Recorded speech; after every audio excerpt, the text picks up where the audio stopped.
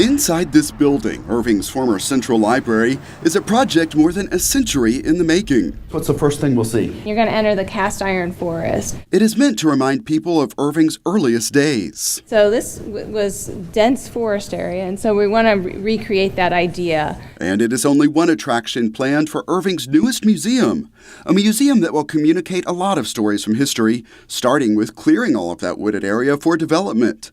In fact, some called Irving Stumptown. Because much of what was left were the stumps. So stumps will be in the museum, serving as seating for patrons watching introductory videos. Then moving inside, a collection of exhibits will include Irving's founding plot map that we got to see a few years back. We think of that as our birth certificate for the city of Irving. That will be here. And a lot of archival material. We have a really rich archival collection here of images and maps and correspondence and records of the development of Irving through the years. This shopping village was built in 1950. And gives the people of Irving one of the most modern shopping centers in the Southwest. Not only is it a history museum that will tell the story of Irving, it will also forecast what's coming next to engage all of our audience in sort of a thought about where cities are going and how they're developing. So one of my exhibition philosophies is that I like to see us use artifacts, archives, artwork, use them all together to help tell stories so that people can engage on different levels. Back here is more of a community space, sort of meeting space, event space to rent out. Also allows us the flexibility, since we're a Smithsonian affiliate, to bring in a large Smithsonian show. Those plans have come together with ideas from residents. More public input sessions are planned because there are still decisions ahead.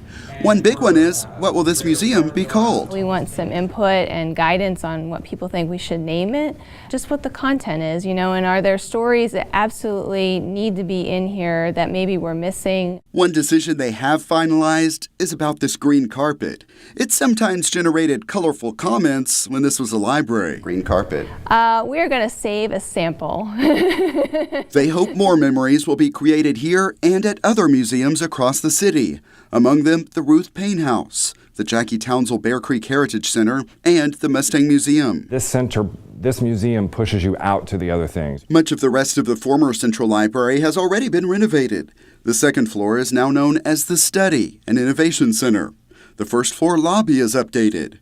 And once work begins in this museum space, crews will be working toward a deadline. The plan is that we will have a soft opening kind of hard hat tour on December 19th of 2018, which will be the 115th anniversary of the first auction of plots. Exhibits will be installed after that, all to give people more insight into the past.